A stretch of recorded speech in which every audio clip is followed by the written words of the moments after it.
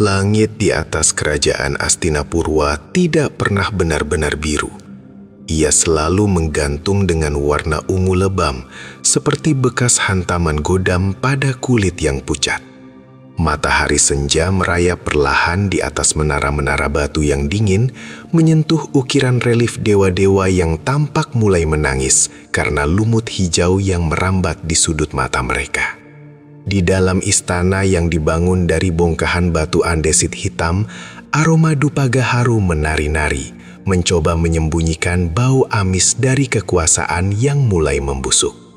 Dewi Lanjar berdiri di balkon kamarnya yang luas. Rambutnya yang hitam legam tergerai hingga menyentuh lantai, seperti air terjun malam yang tidak memiliki muara. Ia adalah perwujudan dari segala keindahan yang bisa dibayangkan oleh tangan manusia. Kulitnya seputih gading yang baru diasah, dan matanya menyimpan kedalaman telaga purba yang tenang namun mematikan. Di jari jemarinya tersemat cincin emas dengan permata mirah delima yang berkilau seolah-olah mengandung darah yang berdenyut. Ia mendengar langkah kaki berat yang menggema di koridor. Langkah itu bukan sekedar langkah kaki, melainkan dentum takdir yang mendekat. Raja Wijaya, suaminya, sang penguasa yang namanya membuat para musuh gemetar di bawah selimut mereka, masuk ke dalam ruangan. Bau keringat, besi karat dari baju zirah, dan aroma anggur murahan yang tajam menguar dari tubuhnya. Dewi Lanjar berbalik, memberikan senyum yang paling tulus yang pernah dimiliki seorang wanita. Ia berlutut, membiarkan kain sutranya yang halus menyapu lantai batu yang dingin. Dengan tangan yang gemetar halus karena cinta, atau mungkin firasat, ia meraih tangan suaminya yang kasar, yang dipenuhi bekas luka tebasan pedang. Bisiknya, suaranya selembut desau angin di sela-sela daun bambu. Wijaya tidak menjawab dengan segera. Ia menatap istrinya. Namun matanya tidak lagi memancarkan binar pemujaan yang dulu pernah membakar jiwanya. Ada sesuatu yang lain di sana. Sesuatu yang dingin, kosong, dan tajam seperti mata pisau yang baru keluar dari perapian. Ia menarik tangannya dengan kasar, membuat Dewi Lanjar tersentak. Kemenangan adalah beban yang berat Lanjar. Suara Wijaya berat, parau. Seolah-olah ada kerikil yang bergeser di tenggorokannya. Dewi Lanjar mengerutkan kening. Kecantikan wajahnya sedikit terganggu oleh rasa bingung. Apa maksudmu, Baginda? Aku adalah sandaranmu. Aku telah memberikanmu 3 putra yang akan menjaga gerbang kerajaan ini dengan nyawa mereka. Raja Wijaya berjalan menuju jendela, menatap ke arah alun-alun, di mana rakyatnya mulai berkumpul untuk pesta kemenangan. Namun di matanya, mereka bukan lagi rakyat. Mereka hanyalah bidak catur yang bisa dikorbankan. Cinta adalah racun yang bekerja lambat, Lanjar. Ia membuat pedang menjadi tumpul dan hati menjadi lunak. Dan aku, penawar itu adalah Diah Kenanga, seorang selir muda yang baru saja dibawa dari penaklukan di wilayah timur. Kenanga memiliki tawa yang seperti denting lonceng perak dan tubuh yang selincah kijang hutan. Baginya, Wijaya bukan lagi seorang raja yang bijaksana, melainkan dewa perang yang haus akan pemujaan baru. Malam itu, suasana istana berubah menjadi mencekam. Angin bertiup lebih kencang, menggoyang lampion-lampion kertas hingga bayangannya di dinding tampak seperti monster yang sedang menari. Dewi Lanjar merasakan ada sesuatu yang merayap di balik dinding-dinding batu itu. Bisik-bisik para dayang, tatapan sinis para menteri, dan keheningan yang tidak wajar dari suaminya. Pagi harinya, sebelum embun sempat menguap dari kelopak mawar di taman istana, badai itu pecah. Dewi Lanjar sedang menyisir rambutnya di depan cermin perunggu ketika pintu kamarnya didobrak terbuka. Sekelompok prajurit dengan tombak terhunus masuk, dipimpin oleh Panglima Kebo Ijo, orang kepercayaan Wijaya yang memiliki wajah sedingin batu nisan. Dewi Lanjar, atas perintah Baginda Raja, Anda ditahan karena pengkhianatan tingkat tinggi." Suara Kebo Ijo menggelegar, merobek keheningan pagi. Dewi Lanjar berdiri, sisir perunggunya jatuh ke lantai dengan denting yang menyakitkan. "Pengkhianatan? Apa yang kau bicarakan, Panglima?" "Anda dituduh menyimpan racun hitam dari lembah kematian untuk memusnahkan garis keturunan raja, agar putra-putra Anda bisa bertahta lebih cepat." Panglima itu maju, mencengkram lengan halus Lanjar hingga meninggalkan bekas merah yang kontras dengan kulit putihnya. "Itu fitnah!" teriak Lanjar. Air mata mulai menggenang di matanya yang indah. Suara itu datang dari ambang pintu. Raja Wijaya berdiri di sana, didampingi oleh Dyah Kenanga yang bersandar manja di bahunya. Kenanga menatap Lanjar dengan tatapan penuh kemenangan. Bibirnya yang merah membentuk senyum tipis yang merendahkan. "Baginda." Lanjar jatuh bersimpuh, mencoba merangkak menuju kaki suaminya. Wijaya menatapnya tanpa sedikit pun belas kasihan. "Cinta adalah topeng yang bagus untuk ambisi, Lanjar. Para tabib menemukan botol-botol racun itu di bawah ranjangmu. Apalagi yang perlu dibuktikan?" Perintah Wijaya. Suaranya tidak memiliki ruang untuk negosiasi. Dewi Lanjar diseret keluar. Rambutnya yang panjang dan indah kini menjadi pegangan kasar para prajurit. Ia ditarik melewati koridor-koridor istana yang dulu ia hiasi dengan bunga-bunga segar. Para pelayan yang dulu berlutut di hadapannya kini membuang muka. Beberapa bahkan meludah ke arahnya. Hatinya hancur, lebih hancur daripada jika sebuah pedang menghunjam dadanya. Namun, di tengah kehancuran itu, sebuah api kecil mulai menyala. Api dendam yang dipicu oleh ketidakadilan yang murni. Alun-alun istana dipenuhi oleh lautan manusia. Matahari berada tepat di puncaknya, memanggang tanah hingga mengeluarkan uap panas. Sebuah panggung kayu telah didirikan di tengah-tengah. Di sana, sebuah tiang pancang berdiri kokoh, dikelilingi oleh berbagai instrumen yang akan membuat iblis sekalipun menutup mata. Lanjar diikat di tiang itu. Tangannya direnggangkan ke atas, memperlihatkan ketiaknya yang mulus dan perutnya yang rata. Pakaian kebesarannya telah robek, menyisakan kain tipis yang nyaris tidak menutupi tubuhnya. Di depannya berdiri seorang algojo bertubuh raksasa dengan wajah tertutup kain hitam. Di tangan algojo itu terdapat cambuk besi dengan duri-duri kecil yang mengkilap di bawah sinar matahari. "Wahai Baginda," Lanjar berseru. Suaranya serak namun tetap memiliki martabat seorang ratu. "Engkau membunuh wanita yang memberikanmu segalanya." Wijaya yang duduk di singgasana tinggi di atas panggung penonton hanya menyesap anggurnya. "Mulai," katanya singkat. Cambuk itu mendarat di punggung Lanjar yang mulus. Kulit seputih pualam itu terbelah seketika. Darah merah segar menyembur mewarnai kain putih yang dipakainya. Lanjar memejamkan matanya rapat-rapat. Ia tidak berteriak. Ia menggigit bibirnya hingga berdarah, menolak untuk memberikan kepuasan pada Wijaya melalui jeritan kesakitannya. Cambuk itu terus bekerja, seperti petani yang sedang membajak sawah yang terbuat dari daging manusia. Potongan-potongan kulit mulai terlepas, jatuh ke lantai kayu. Aroma amis darah mulai tercium, bercampur dengan bau keringat dan debu. Di kejauhan, di atas balkon istana, ketiga putranya dipaksa menonton. Mereka yang masih kecil menangis histeris. Tangan mereka digenggam kuat oleh para pengasuh agar tidak lari menuju ibu mereka. Lanjar melihat mereka melalui kabur air mata dan rasa sakit. Itulah luka yang paling dalam. Bukan cambuk itu, melainkan melihat buah hatinya menyaksikan kehancurannya. Teriak Dyah Kenanga dari samping raja. "Dia masih cantik. Keindahannya adalah sumber sihirnya. Kuliti dia." Wijaya mengangguk. Algojo itu meletakkan cambuknya dan mengambil sebuah pisau kecil yang sangat tajam. Pisau itu biasa digunakan untuk menguliti binatang buruan di hutan. Algojo itu mendekat. Ia mulai dari pangkal leher Lanjar. Dengan ketelitian seorang seniman, ia mengiris kulit itu perlahan. Lanjar mulai mengerang. Sebuah suara yang keluar dari kedalaman jiwanya. Suara yang terdengar seperti gesekan biola yang senarnya nyaris putus. "Ar, Baginda, demi..." Kata-katanya terputus oleh rasa sakit yang melampaui batas kewarasan manusia. Pisau itu merayap turun, memisahkan kulit dari lemak dan otot. Kulit punggung Lanjar mulai terkelupas, menggelantung seperti jubah yang robek. Algojo itu tidak terburu-buru. Ia menikmati setiap inci perlawanan dari jaringan tubuh Lanjar. Darah mengalir deras, membasahi tiang kayu hingga menjadi licin. Bisik Lanjar di tengah napasnya yang tersengal.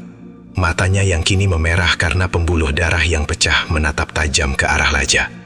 Kulit ini, kulit yang dulu kau puji lebih lembut dari sutra, kini kau lepas seperti pakaian kotor.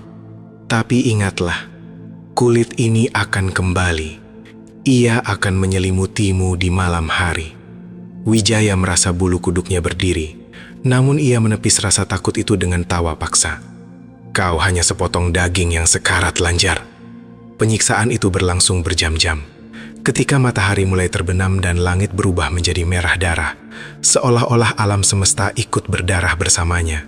Tubuh Lanjar sudah tidak lagi menyerupai manusia. Ia adalah sosok yang mengerikan, daging merah yang berdenyut, saraf-saraf yang terlihat, dan wajah yang sudah tidak berbentuk lagi karena sebagian kulit pipinya juga telah diseset. Namun ia belum mati. Jantungnya masih berdetak, meski lambat. Keinginannya untuk hidup didorong oleh satu hal saja, dendam. Malam itu, dalam keadaan yang tak terlukiskan hancurnya, tubuh Lanjar dilepaskan dari tiang. Ia tidak dikubur. Wijaya memerintahkan agar ia dibuang ke tengah hutan larangan, hutan yang dihuni oleh binatang buas dan roh-roh yang tak tenang. Biarkan anjing hutan menyelesaikan apa yang telah kita mulai, kata Wijaya dingin. Tubuh yang masih bernapas itu dilemparkan ke atas gerobak sampah dan dibawa jauh ke dalam kegelapan hutan. Para prajurit mencampakkannya di bawah sebuah pohon beringin besar yang akarnya melilit seperti ular-ular raksasa. Selamat tinggal Ratu yang Malang, tawa salah satu prajurit sebelum mereka pergi meninggalkan kesunyian yang mencekam. Lanjar terbaring di atas tanah yang lembab. Luka-lukanya bersentuhan dengan tanah, dedaunan kering, dan serangga-serangga malam.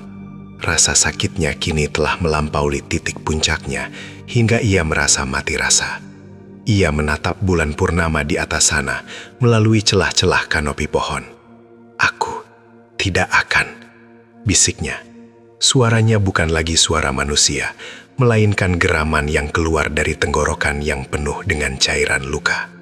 Tiba-tiba, hutan itu menjadi sunyi. Burung-burung malam berhenti berkicau. Angin berhenti bertiup. Dari kegelapan di balik pohon beringin, muncul ribuan kunang-kunang. Namun cahaya mereka bukan kuning, melainkan merah redup. Mereka hinggap di atas tubuh Lanjar, menutup luka-lukanya. Seolah-olah mencoba menjahit kembali apa yang telah rusak. Lanjar merasakan sebuah kekuatan dingin merayap masuk ke dalam tulang-tulangnya. Tanah di bawahnya seolah-olah menghisap rasa sakitnya dan memberikannya energi hitam yang murni. Ia tidak lagi meratap. Ia mulai tersenyum. Sebuah pemandangan yang paling mengerikan yang pernah ada di dunia ini. Seorang wanita tanpa kulit yang tersenyum di tengah hutan gelap. Bertahun-tahun berlalu, kisah tentang Dewi Lanjar yang dikuliti hidup-hidup menjadi legenda yang dibisikkan di sudut-sudut gelap pasar, diceritakan oleh para nenek untuk menakuti cucu-cucu mereka yang nakal. Kerajaan Astinapurwa tampaknya tumbuh subur, namun di balik kemegahannya ada sesuatu yang membusuk. Raja Wijaya telah tua, namun ia tetap berkuasa dengan tangan besi. Dia Kenanga kini menjadi permaisuri. Namun kecantikannya telah memudar, digantikan oleh gurat-gurat kecemasan yang tak bisa disembunyikan oleh bedak setebal apapun. Di salah satu sayap istana yang lebih tenang, hidup seorang bangsawan muda bernama Dharma. Ia adalah cucu dari salah satu selir Raja Wijaya, seorang pria yang memiliki hati yang lembut dan ketampanan yang tenang. Istrinya, Laras, adalah seorang wanita yang kecantikannya sering dibandingkan dengan mendiang Dewi Lanjar, sebuah perbandingan yang selalu membuat orang-orang tua di istana bergidik ngeri. Dharma dan Laras adalah gambaran kebahagiaan. Mereka sering terlihat berjalan di taman istana, saling berpegangan tangan. Laras adalah wanita yang sempurna. Ia cerdas, sopan, dan sangat mencintai suaminya. Namun, malam ini kebahagiaan itu terasa seperti fata morgana. Dharma duduk di tepi ranjang mereka, menatap istrinya yang sedang menyisir rambut di depan cermin perunggu. Cermin yang sama yang dulu dimiliki oleh Dewi Lanjar. Suasana kamar itu terasa sangat dingin, meski perapian sedang menyala terang. Tanya Dharma, suaranya sedikit gemetar. Laras berhenti menyisir. Ia menoleh perlahan, rambutnya yang hitam panjang menutupi sebagian wajahnya. Cerita tentang wanita tanpa kulit yang berjalan di koridor istana saat tengah malam. Prajurit jaga di gerbang barat ditemukan mati tadi pagi. Kulit punggungnya hilang. Laras tersenyum. Senyum itu manis, namun entah mengapa Dharma merasa ada yang salah dengan sudut bibir istrinya. Itu hanya dongeng, Dharma. Mungkin mereka diserang macan tutul, atau mungkin mereka saling berkelahi karena mabuk anggur. Dharma menghela napas, mencoba mengusir rasa takut yang mulai menjalar di punggungnya. Entahlah, tapi belakangan ini aku merasa seolah-olah ada ribuan mata yang menatap kita dari kegelapan. Dan kau sering mengigau di malam hari, Laras. Laras bangkit dari kursinya dan berjalan mendekati Dharma. Ia duduk di pangkuan suaminya, melingkarkan lengannya di leher Dharma. Tangannya terasa sangat dingin, seperti es yang baru diambil dari puncak gunung. Aku hanya bermimpi buruk, sayang. Mungkin karena udara di istana ini terlalu pengap oleh sejarah, bisik Laras di telinga Dharma. Hembusan napasnya berbau mawar, namun ada jejak samar bau besi yang tidak bisa dijelaskan oleh Dharma. Berjanjilah padaku, Dharma, lanjut Laras, matanya menatap tajam ke dalam mata suaminya, bahwa kau tidak akan pernah meninggalkanku, apapun yang terjadi. Dharma mencium kening istrinya. Aku berjanji, Laras. Laras tertawa kecil, suara tawa yang membuat lampu minyak di ruangan itu tiba-tiba meredup. Bagus, karena nyawamu. Di luar, badai mulai mengamuk. Petir menyambar, menerangi wajah Laras sejenak. Dalam sepersekian detik itu, Dharma seolah-olah melihat bayangan di cermin perunggu di belakang istrinya. Bayangan itu bukan bayangan Laras yang cantik, melainkan sosok merah yang mengerikan, tanpa kulit, dengan mata yang melotot penuh dendam.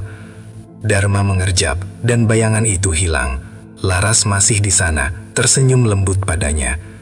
Ayo tidur, suamiku. Malam ini akan menjadi malam yang sangat panjang, kata Laras. Namun di dalam kegelapan yang menyelimuti mereka, sebuah teror baru saja dimulai. Di sudut-sudut istana, bayangan-bayangan mulai bergerak. Para dayang mulai terbangun dengan rasa sakit yang luar biasa di kulit mereka, seolah-olah ada ribuan jarum tak kasat mata yang mencoba menusuk pori-pori mereka. Dan di tengah hutan larangan, pohon beringin tua itu bergetar hebat. Akarnya yang melilit mulai bergerak, seolah-olah tanah itu sendiri sedang bernafas. Legenda itu bukan lagi sekadar cerita. Dewi Lanjar tidak pernah benar-benar pergi. Ia hanya sedang berganti kulit, menunggu saat yang tepat untuk mengambil kembali apa yang menjadi miliknya, dengan cara yang paling sadis yang bisa dibayangkan oleh neraka. Konflik pertama telah meletus di hati Dharma, sebuah keraguan yang akan membawanya menuju jurang kehancuran. Dan di balik senyum Laras, tersembunyi sebuah rencana yang telah digodok selama puluhan tahun dalam kawah kebencian yang mendidih. Istana Astinapurwa yang dibangun di atas batu dan darah kini bersiap untuk menyaksikan simfoni terakhirnya. Sebuah simfoni di mana setiap nadanya adalah jeritan dan setiap iramanya adalah tetesan darah yang jatuh ke lantai marmer yang dingin. Dharma tidak tahu bahwa wanita yang ia peluk malam ini adalah awal dari kiamat kecilnya. Ia tidak tahu bahwa setiap sentuhan lembut Laras adalah cara sang dewi mengukur di mana ia akan memulai sayatan pertamanya. Tidurlah Dharma, bisik Laras lagi. Kali ini suaranya terdengar sedikit lebih serak. Tidurlah, dan malam pun menelan mereka semua dalam keheningan yang mematikan. Di kejauhan, seekor serigala melolong panjang, menyambut kembalinya sang ratu yang tak berkulit.